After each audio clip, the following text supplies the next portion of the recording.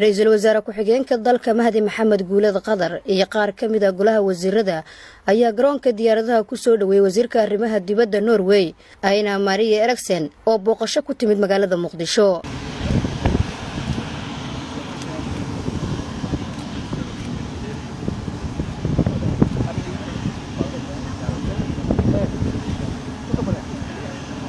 wasiirka arrimaha dibadda dawladda Norway ayaa soo dhaweyn kadib waxa xafiiskiisa ku qaabilay ra'iisul wasaaraha xukuumadda federaalka Soomaaliya Mudane Xasan Cali Khayre.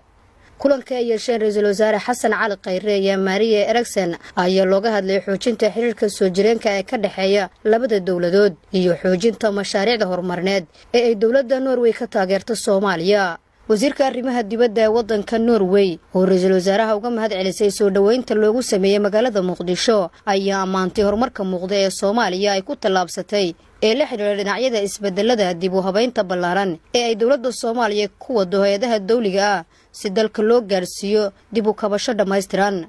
dawladda Norway ayaa ka mid ah wadamada Soomaaliya ka taageera nabadeynta iyo barnaamijyada horumarinta iyo arrimaha bini'aadanimada. Nasr Bashiir Cali, warbaahinta qaranka, magaalada Muqdisho.